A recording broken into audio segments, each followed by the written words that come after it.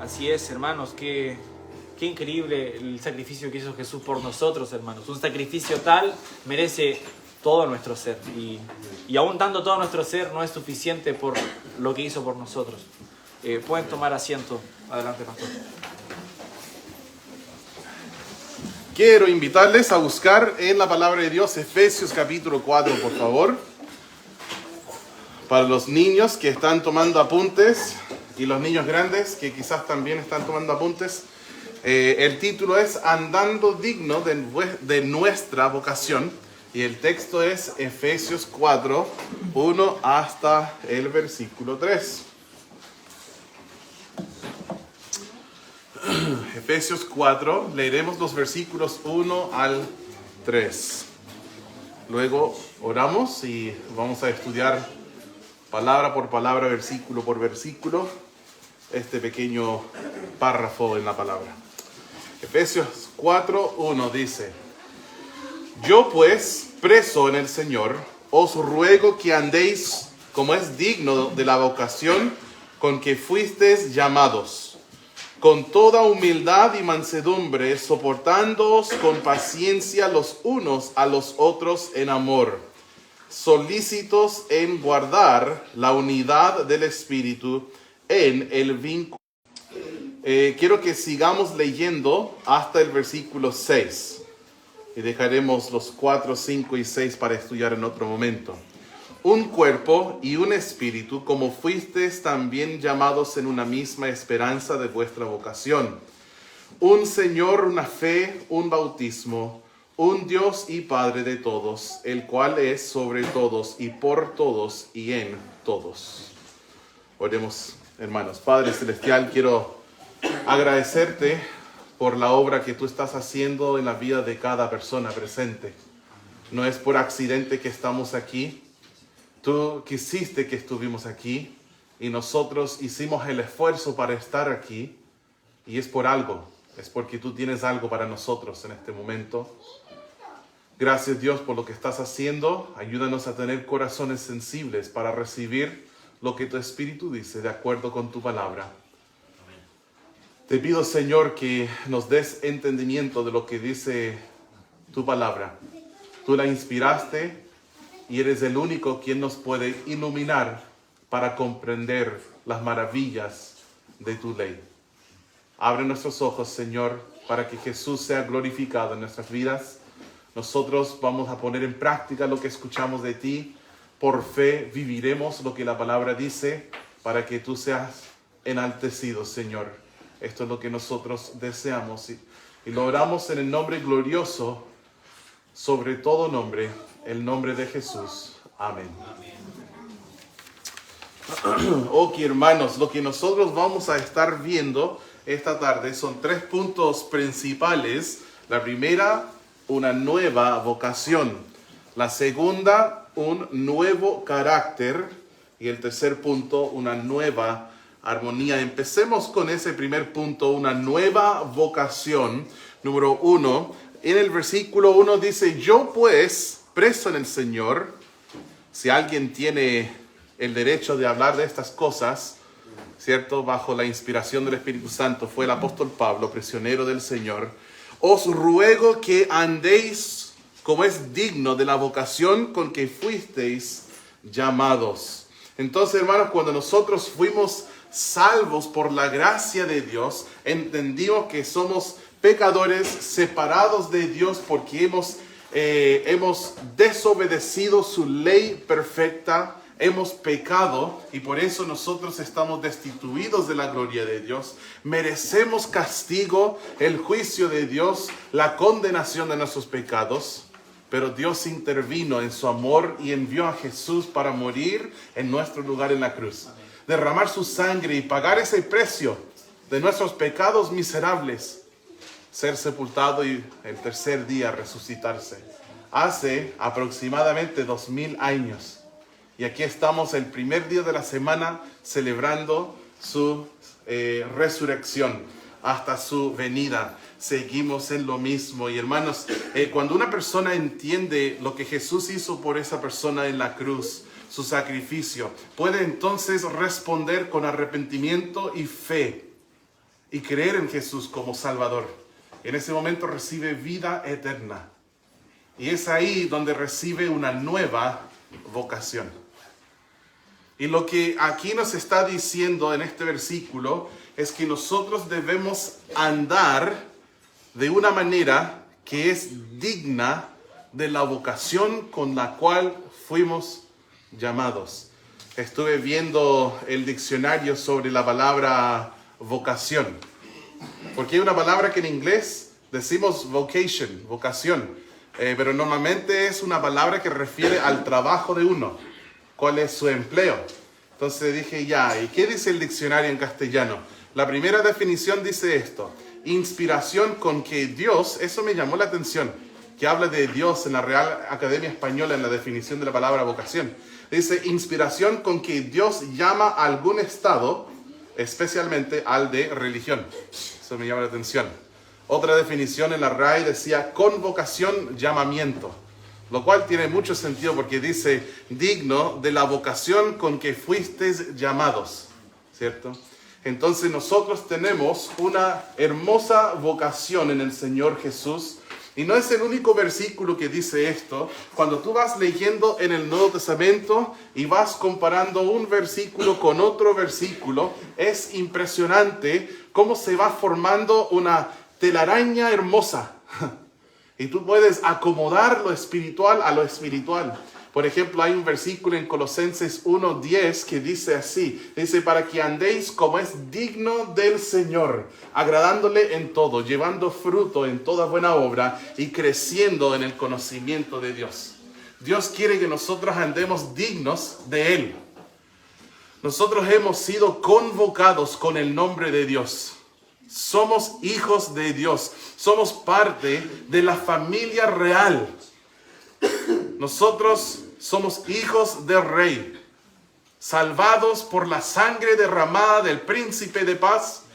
Somos ciudadanos del reino de Dios y somos sus hijos. Y nosotros debemos de vivir de una manera que es digna de esto. Recuerdo, mi papá ponía mucho énfasis en el apellido Sheridan. Y él, cuando yo era niño, cuando él veía algo que no le gustaba, quizás estuvimos en un partido de fútbol jugando y uno de mis compañeros le dice una palabra grosera al árbitro. Después mi papá me decía, los Sheridan no hacen esto.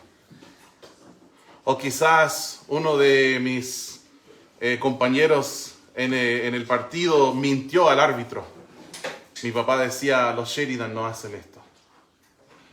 O quizás alguien quedó botado. Mi papá decía, los Sheridan le prestan una mano para levantarle. Cuando el árbitro te dice algo, los Sheridan dicen, sí señor, no discuten. Hablaban mucho del carácter de los Sheridan. Y él como que puso un peso sobre mis hombros de llevar este apellido. El apellido Sheridan. Los Sheridan son así. Los Sheridan no hacen esto. Sí hacen este otro. Y yo pienso del nombre de Cristo. Nombre que es digno. Digno de toda alabanza. Y el mundo en un entonces nos tildó, los creyentes, los seguidores de este camino, nos llamaron cristianos. Por primera vez en la ciudad de Antioquía, nos dice, creo que es Hechos 12 si no me equivoco, por primera vez ellos fueron nombrados cristianos, los discípulos en Antioquía. Y hoy en día todavía siguen llamándonos cristianos. Yo llevo el nombre de Cristo y yo quiero ser digno de este nombre. Y quiero que mi andar sea un andar digno de este nombre y de esta vocación con la cual yo he sido llamado. Hablando de la nueva vocación, quiero decir esto: debemos andar dignos de ella. ¿Cómo andaba antes de ser salvo? Todos podemos recordar los días antes de conocer a Cristo. Para algunos eran días de borrachera, para algunos eran días de drogas, para algunos eran días de ver cosas en el internet que no correspondían. Para algunos eran días de cualquier vicio, de violencia. Miren lo que dice Efesios 2, ya que estamos en el libro de Efesios. ¿Saben cuáles son los 3 enemigos del creyente? ¿Alguien puede ayudarme? ¿Qué son los 3 enemigos del cristiano? Diablo. El diablo. Alguien dígame otro. ¿Pati? Pecado. Suena parecido. Dije Pati. ¿Ya? La carne. La carne. Muy bien. Entonces, alguien, ¿qué dijiste? El diablo, la carne y ahora Patito. No Pati, Patito. Patrick. Pecado. Podríamos decir que sí, es un enemigo del cristiano, pero no es lo que estoy buscando, hijo. Estoy buscando otra palabra. Rosita.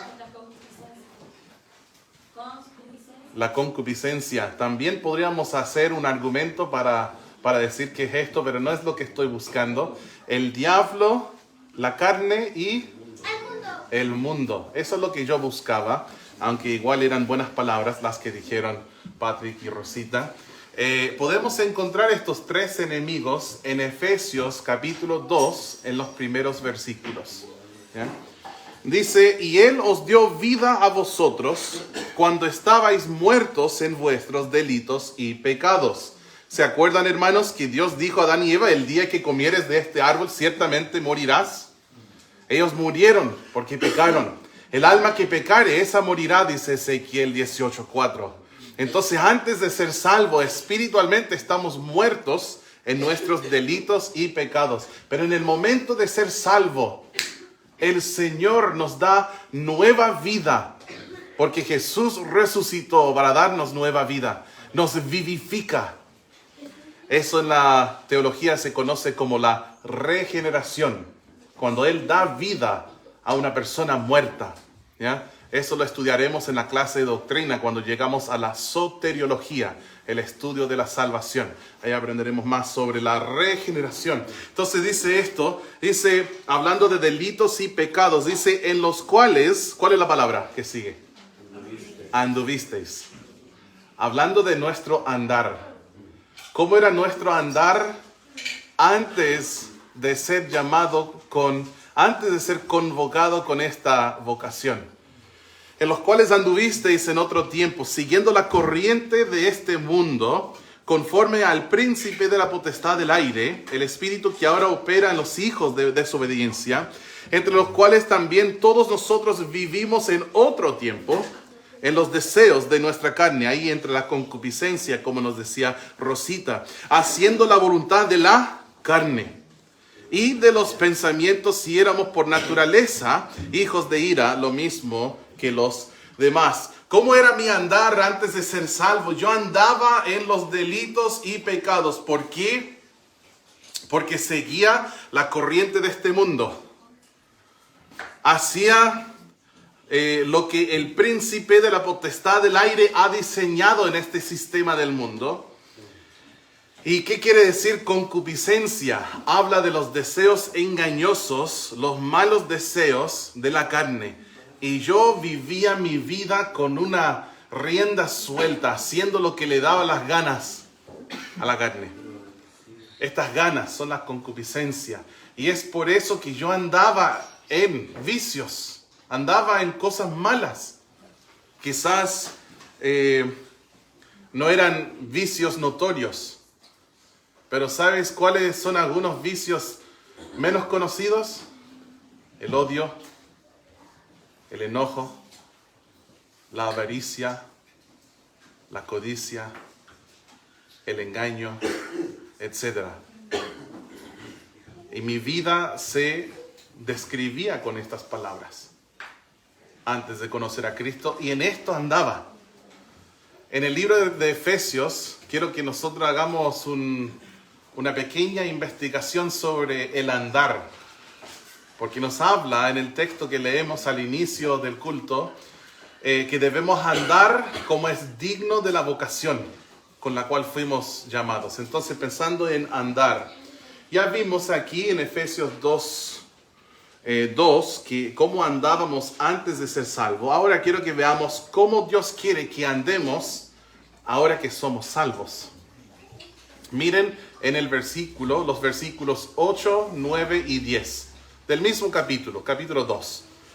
Dice, porque por gracia sois salvos por medio de la fe, y esto no de vosotros, pues es don de Dios, no por obras para que nadie se gloríe, porque somos hechura suya, creados en Cristo Jesús para buenas obras, las cuales Dios preparó de antemano, ¿para qué? Para que anduviésemos en ellas. ¿Se acuerdan lo que vimos en la mañana del libro de Tito? Cómo el Señor quiere que seamos un pueblo celoso de buenas obras. Él quiere que las buenas obras fluyen de quien somos en el interior. Él quiere que andemos en buenas obras. Y de hecho, Él tiene un plan magnífico para nosotros que preparó desde la eternidad. Él tenía sus ojos puestos en Pablo y dijo, un día lo voy a salvar y yo quiero que él ande de esta forma. Él puso sus ojos, fijó sus ojos en Mónica y dijo, voy a hacer a esta preciosa mujer y un día va a conocer a mi hijo, va a ser salva y yo quiero que ande de esta manera. ¿Y cómo quiere Él que nosotros andemos? Como está aquí escrito.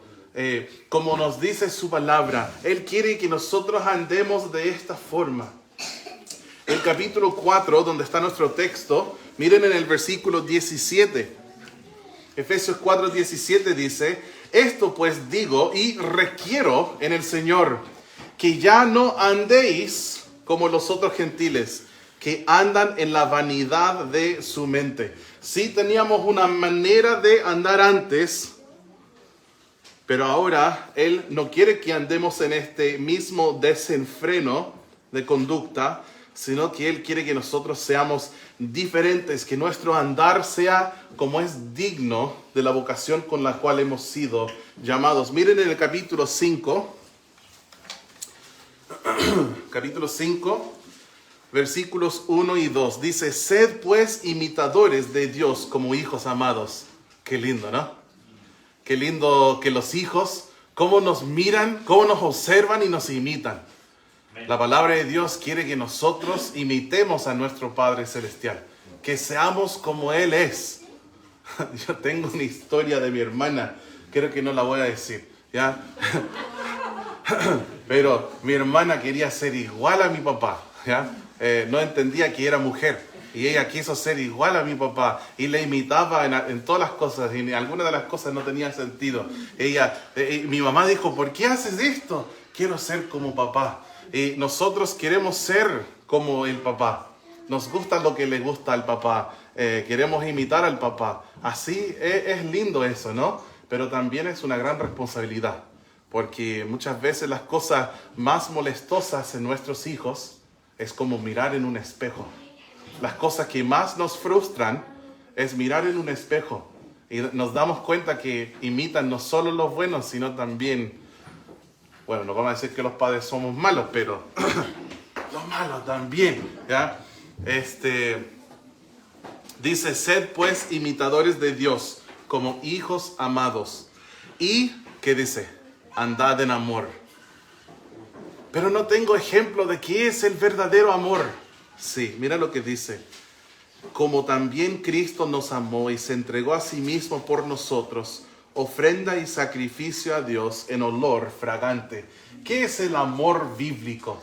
¿Qué es el amor divino? El amor de Dios. El amor de Dios es sacrificial. El amor de Dios es servicial, que está dispuesto a entregarse por el bien de otros. Este es amor. Y Dios quiere que andemos en amor. Cuando andamos en amor, andamos dignos de la vocación con la cual hemos sido llamados. Miren en el versículo 8 del mismo capítulo. Dice, porque en otro tiempo erais tinieblas, mas ahora sois luz en el Señor. Andad como hijos de luz. Nosotros no debemos hacer las cosas que la gente hace en la oscuridad, en la noche, ¿ya? Cuando piensan que nadie está mirando. La noche, nada bueno sucede en la noche. En la noche debes dormir. Solo si tienes un turno no debes estar durmiendo. O si estás de guardia. Pero si no trabajas, duerme. No tienes que estar haciendo cosas, no sé, saliendo a lugares donde la entrada es por detrás, donde la entrada no tiene ni luz, arriba de la entrada. ¿Qué pasa? Son lugares de tinieblas. Y nosotros no somos hijos de tinieblas, somos hijos de luz. Entonces debemos andar como hijos de luz, haciendo las cosas que son buenas, no las cosas que la luz reprende. Debemos andar como hijos de luz. El versículo 15 dice, mirad pues con diligencia cómo andéis, no como necios, sino como sabios. Hemos visto varias cosas, ¿no? Debemos andar en las buenas obras, las cuales Dios preparó de antemano. Debemos andar dignos, debemos andar en amor, debemos no andar como antes andábamos, sino andar como salvos, como hijos de luz. Y debemos no andar en necedad, sino en sabiduría.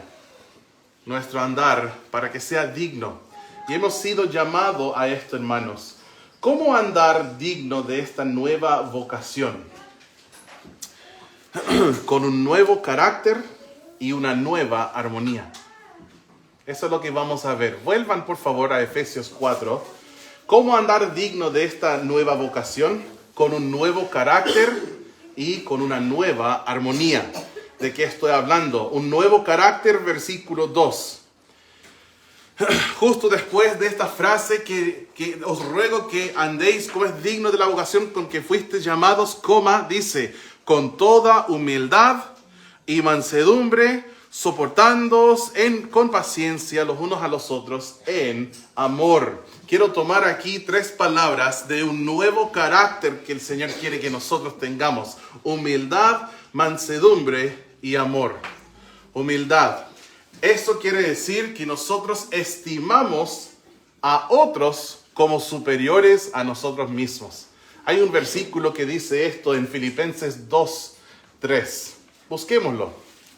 Vamos a buscar Filipenses capítulo 2:3. ¿Qué es la humildad? Porque yo creo que si nosotros decimos, si yo hago una encuesta acá, levanta tu mano si la humildad es buena. Todos vamos a levantar la mano. Pero ¿qué es la humildad? En realidad, ¿qué es? Es el opuesto de soberbia. Sí, pero ¿qué es? En la práctica, ¿qué es la humildad? Hay algunas frases bíblicas que nos ayudan a comprender qué es la humildad. Filipenses 2, versículo 3, por ejemplo, dice, nada hagáis por contienda o por vanagloria, antes bien con ¿qué? Humildad, estimando cada uno a los demás como superiores a él mismo. Eso quiere decir que si yo soy humilde, estimo a otros como importantes, incluso más importantes que yo. Esa es la humildad, que sería lo opuesto, la soberbia. Cuando yo me creo superior a todos los demás. Eso se llama arrogancia, ¿cierto? Eso se llama soberbia, orgullo. Y hermanos, esto no está en mis apuntes y tampoco planeaba decirlo, pero lo voy a comentar. ¿Te has dado cuenta cómo la humildad es atractiva? A mí no me gusta estar con gente soberbia. Gente que se cree superior a todo el mundo, que siempre te va como achicando, que siempre se van agrandando, ¿cierto? Muy agrandados y creen que... No me gusta estar con esa gente. Me gusta estar con gente humilde. Hay algo muy atractivo de ser humilde. Incluso para Dios mismo, la Biblia dice que Dios resiste a los soberbios, pero da gracia a los humildes. Por lo cual debemos, como dice 1 de Pedro capítulo 5, versículos 5 y 6, debemos humillarnos bajo la poderosa mano de Dios. Nosotros debemos de ser humildes. Mantente humilde. Nadie nunca se cayó del suelo. Mantente bajo. ¿Quiere la gracia de Dios sobre tu vida? Humíllate bajo su mano. También podemos ver otro ejemplo de cómo es la humildad. Es estimar a otros como superiores a uno mismo, pero miren en el siguiente versículo, Filipenses 2, versículo 4. Filipenses 2, versículo 4 dice, no mirando cada uno por lo suyo propio, sino cada cual también por lo de los otros. Entonces la humildad es cuando nosotros dejamos de ser egoístas en todo o como diría la psicología, ¿cierto? Habla mucho del ego, de ser egocéntrico, de enfocarse en uno mismo. Y eso es lo que hace la soberbia. Uno mismo es el rey de todo, ¿cierto? Tienes que olvidar todas las demás cosas, tienes que olvidar los valores, tienes que ignorar la moralidad, tienes que ignorar las reglas de la sociedad, la culpa que te quieren poner y hacer lo que a ti te gusta, lo que a ti te hace sentir bien. Pero no, la Biblia dice que la humildad es no mirar cada uno a lo suyo propio, sino a lo de los demás. Hay otro versículo muy parecido que está en 1 Corintios 10, versículo 24. Es cortito. Dice, ninguno busque su propio bien, sino el del otro. Esta es la humildad. Esta es la humildad. Vayan por favor a Romanos capítulo 12. Quiero dar otra frase bíblica que ayuda a comprender qué es la humildad. Porque todos estamos de acuerdo que la humildad es buena. Pero ¿qué es la humildad en realidad?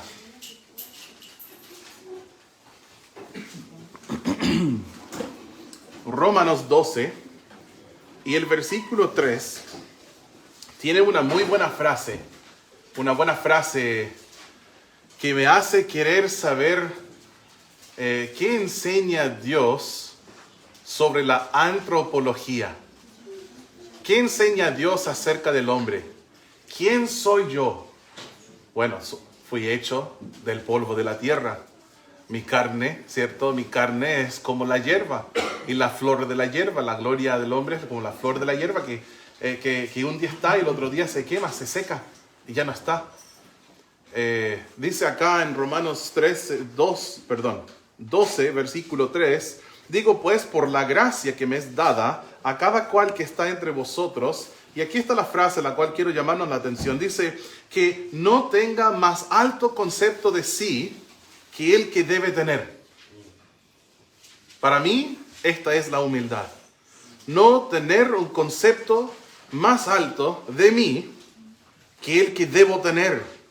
Después dice, sino que piense de sí con cordura, conforme a la medida de fe que Dios repartió a cada uno. En este mismo capítulo, nuestra tendencia como seres humanos siempre es procurar reconocimiento, querer que la gente nos aplauda, querer que nos honren, que nos den honor. Esa es la tendencia humana. Pero miren lo que dice el versículo 10. Dice, amaos los unos a los otros con amor fraternal. En cuanto a honra, ¿qué dice? Este versículo me maravilla. En cuanto a honra, ¿qué? Prefiriéndoos los unos a los otros. Si alguien va a recibir reconocimiento, que sea mi hermano, yo no. Que estaríamos muy bien, ¿no? Como cristianos, como iglesias, como familias, como lugares de empleo, si nosotros buscáramos que otros recibieran el crédito y no nosotros. Pero vivimos en un mundo donde queremos que todo el mundo nos reconozca. Esa es soberbia. La humildad es cuando dices, yo no necesito que me reconozcan. No necesito que me hagan así, que digan, siga adelante, hiciste un buen trabajo. No necesito esto. Que Jesús reciba toda la gloria. Y si un ser humano tiene que recibir honra, que sea otro, no yo. Me llamó mucho la atención cuando prediqué en La Serena. Me recordó de la primera vez que estuve en La Serena.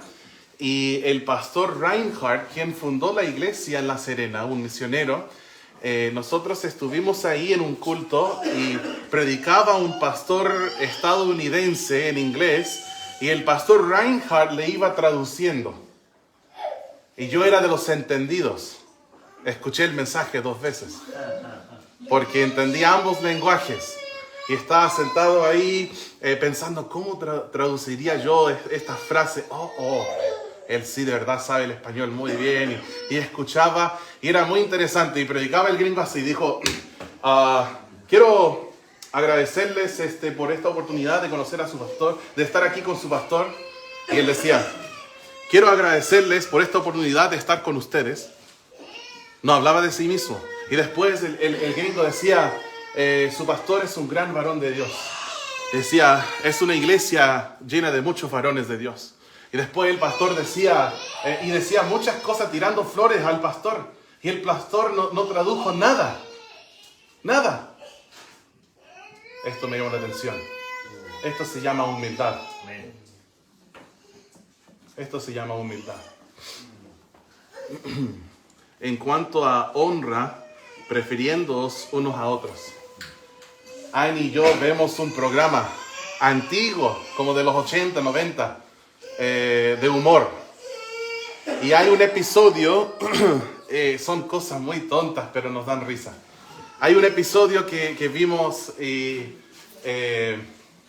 una persona está con su polola en un café y compra una ensalada para su amiga.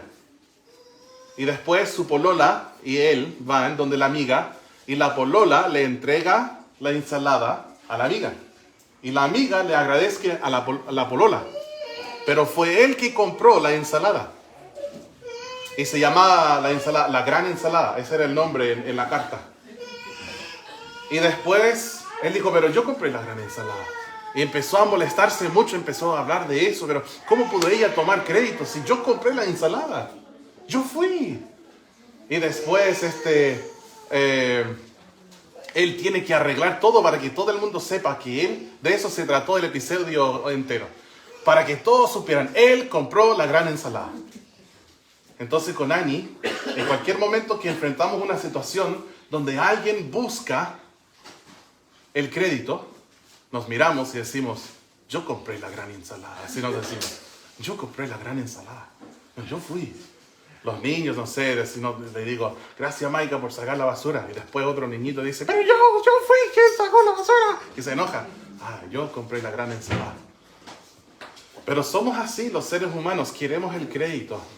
Pero la humildad dice, yo no necesito que la gente me aplauda. No necesito esto. Y es parte del nuevo carácter de un hijo de Dios, que es parte del andar como es digno de la vocación. Un nuevo carácter, la humildad. Tendríamos muchos menos conflictos en la familia, en la iglesia, en el trabajo, en el barrio, etc. Si fuésemos humildes. Humildes. Segundo, mansedumbre. Cuando hablamos de un nuevo carácter, dice el versículo, dice, con toda humildad y mansedumbre. Algunos han dicho que son sinónimos. Humildad y mansedumbre es lo mismo. Dos maneras de decir lo mismo. No son dos maneras de decir lo mismo. Mansedumbre tiene mucho que ver con poder, con capacidad, con lo que está en tu poder, tu habilidad. Y tú decides tomar este poder y ponerlo bajo control. Bajo control. Por ejemplo, si viene un niñito de la iglesia y me da una patada aquí en este hueso, no sé cómo se llama este hueso. La canilla. Oh. ¿Qué me dice? ¿Qué será? Alguien que habla español. Miguel, ¿qué es lo que es? La canilla. Ya. La canilla. Ahora entendí. Ahora. No sabía por qué estaban riéndose. Disculpe, Pablo, que no tienen criterio. Perdón, hermano. ¿La canilla se llama? ¿Sí? Ok. Viene un niñito, me da una patada en la canilla. Oh, que duele, ¿no? Duele mucho. Hermanos, yo jugué fútbol y era el arquero. Y yo podía tomar la pelota y darle así a la pelota. ¡Pah! Iba como de mi arco hasta el otro arco, casi. El 75% de la cancha. Y después así, y después tirando con mi brazo igual de lejos. ¿No me creen? Pregunten a mis papás, ahí verán. Dame una pelota, ¿dónde está?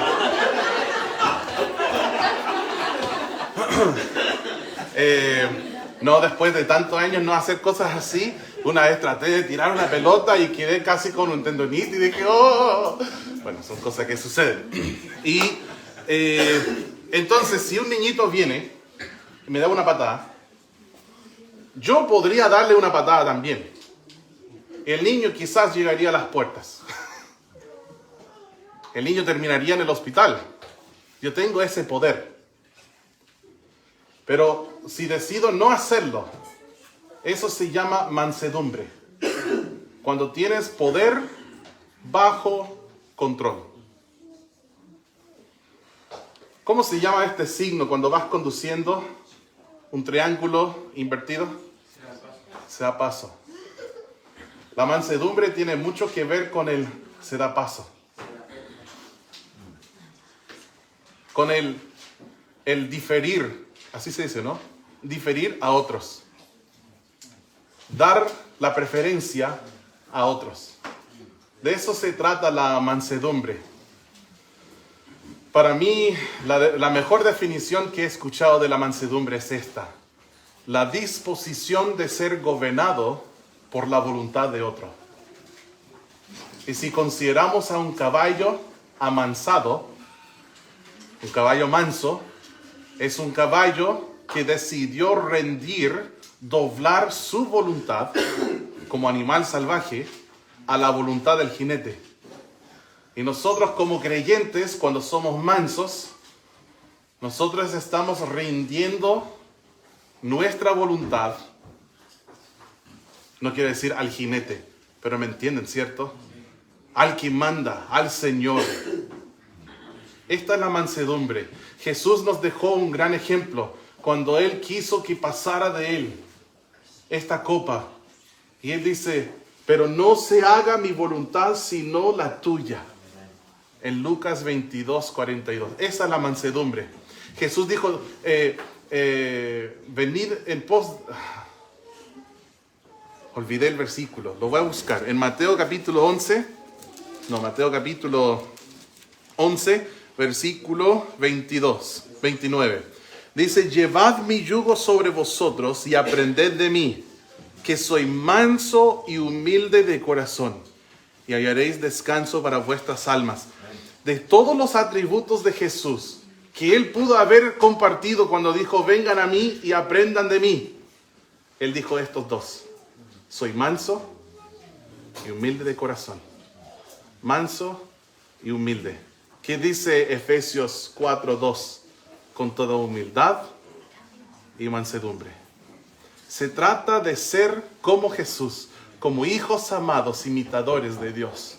Se trata de imitarle, de ser como Él. Bienaventurados los mansos, dijo Jesús en Mateo 5:5, porque ellos recibirán la tierra por heredad. Bienaventurados los mansos. Tendríamos muchos menos problemas en las relaciones que tenemos si fuéramos nosotros mansos. Con nuestro cónyuge, con nuestros padres, con nuestros hijos, nuestros hermanos en Cristo, en la pega, con el vecino, en las amistades, etc. Si fuéramos humildes y mansos, nos quitaría muchos problemas. Y es el carácter nuevo que Dios quiere que nosotros tengamos. ¿Se acuerdan de la tercera palabra describiendo nuestro carácter? Amor. Amor. Humildad, mansedumbre. Amor dice, con toda humildad y mansedumbre, soportando con paciencia los unos a los otros. ¿En qué dice? Amor. Dios quiere que nosotros tengamos un amor que es paciente. Un amor que es paciente. 1 Corintios 13 habla del amor y dice que es sufrido. Otra manera de decir paciente. El amor es paciente. Aquí Él nos dice, soportándoos con paciencia los unos a los otros en amor. O sea, esa palabra de soportar y esa palabra de paciencia son una expresión del amor del creyente, de este nuevo carácter que tenemos nosotros.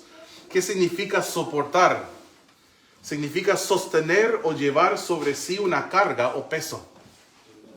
Me hace pensar de Gálatas 6:2, que nos dice que debemos sobrellevar las cargas los unos a los otros.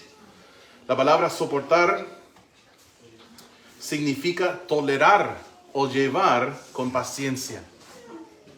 O sea, ¿qué es lo que Dios me está diciendo aquí? ven acá, Nacho. ¿Sí? A veces somos mañosos. ¿Ya?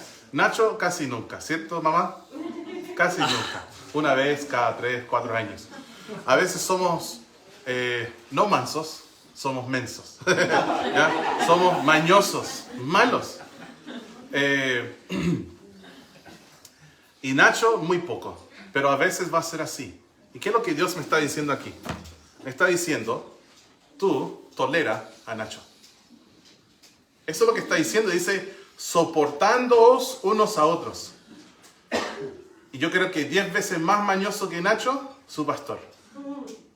Y voy a necesitar que él me tolere a mí. ¿Por qué? Porque este es el amor. El amor de Dios ha sido derramado en nuestros corazones por el Espíritu Santo. Según Romanos 5. Gracias. Toma asiento. Gracias por soportarme un ratito. Hermanos, las iglesias no pueden funcionar sin mansedumbre, humildad y amor. Porque todos ustedes son bien mañosos.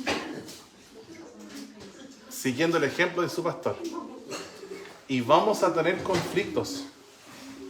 Creo que la palabra es roces, ¿no? Vamos a tener fricción. Que ella querrá hacerlo de tal forma, él querrá que sea así, ella querrá pintar de ese color, él querrá decorar de esta manera, a ella le gusta la alfombra ahí, al pastor no le gusta. A él le gusta las sillas de tal forma, a este otro las sillas estén separadas, otro dice que sigamos las reglas del COVID al pie de la letra, todos con mascarilla, con 1 metro de distancia y todo, y otro diga que nos abracemos, nos besemos y todo. O sea, somos diferentes, cada uno somos individuos y va a haber conflictos. Y la pregunta es, ¿vas a ser soberbio? ¿Sabio en tu propia opinión? ¿Superior a los demás? ¿O te vas a hacer el menor de todos, siguiendo las pisadas del Salvador? ¿Vas a ser egoísta, preocupándote por ti y por tu familia y por tus hijos y no por nadie más? ¿O vas a ser uno que se encarga del bien de otros? ¿Vas a tener esa mente de que tiene que ser de mi manera y de ninguna otra? ¿O vas a ser manso? ¿Te vas a frustrar con la gente fácilmente? ¿Te vas a irritar cuando llegan nuevos creyentes y hacen cosas no debidas? Tú que llevas 5, 6, 7, 8 años salvo, ¿te vas a molestar cuando llega un nuevito en Cristo y que no sabe cómo conducirse? Quizás se porta como un bebé. ¿Te vas a molestar? ¿Te vas a irritar? ¿O en amor le vas a soportar con paciencia? Esa es la pregunta. Cuando hay incomodidades, no sé, íbamos al bautismo y estaba cerrado el camino. Entonces ya, voy para la casa. O con paciencia vas a decir, a lo mejor más allá va a haber otra entrada. Y vas hasta la otra entrada. ¿Cómo va a ser, hermanos? Para que una iglesia esté de pie, tenemos que tener humildad, mansedumbre y amor. Si no, vamos a estar muy mal. El texto habla de una nueva vocación. Habla de un nuevo carácter, pero también habla de una nueva armonía. O quizás se podría decir unidad. En el versículo 3 dice, solícitos en guardar la unidad del Espíritu en el vínculo de la paz. Amo este versículo. La paz y la unidad en la hermandad es algo digno de ser guardado. Es algo digno de proteger. De tal manera, si te llega un chisme, tú tienes que ser el que dice, hasta ahí llegamos. Este chisme no llega a ningún otro oído, vamos a la fuente. Tú y yo vamos a hablar con él para resolver el tema. ¿Por qué? Porque debemos ser solícitos en guardar la unidad, el vínculo de la paz. Diligentes, eso es lo que quiere decir solícitos. No negligentes, diligentes, solícitos. Escuchen lo que dice Salmo 133.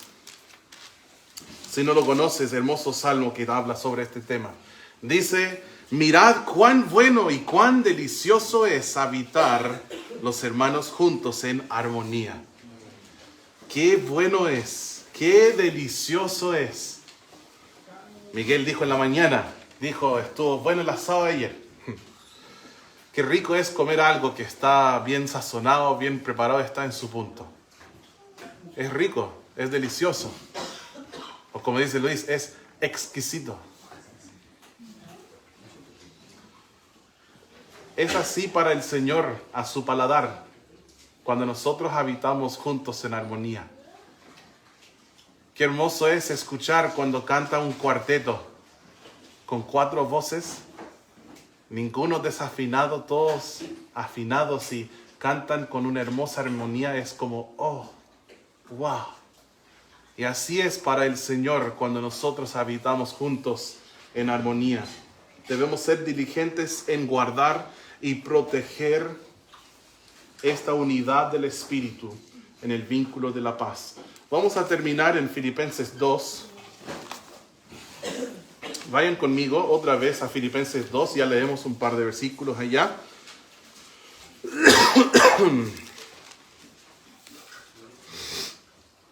Filipenses 2. Leamos versículos 1 al 3. Dice: por tanto, si hay alguna consolación en Cristo, si algún consuelo de amor, si alguna comunión del Espíritu, si algún afecto entrañable, si alguna misericordia, completad mi gozo. Y aquí dice unidos de 4 maneras: sintiendo lo mismo, teniendo el mismo amor, unánimes, sintiendo una misma cosa. ¿Dios quiere que la iglesia sea unida? Sí. Amén. Y eso va a requerir que nada hacemos por contienda o por vanagloria, sino humildad. Bueno, hermanos, debemos andar digno de nuestra vocación. Yo pues, preso en el Señor, os ruego que andéis como es digno de la vocación con que fuisteis llamados, con toda humildad y mansedumbre, soportándoos con paciencia los unos a los otros en amor, solícitos en guardar la unidad del Espíritu en el vínculo de la paz.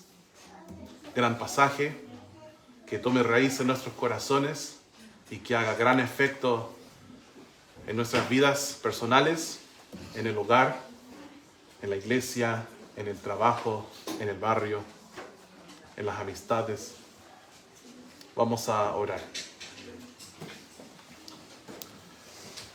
Miguel Palacios puede orar para terminar nuestra reunión y entregar este tiempo al Señor. Padre Celestial.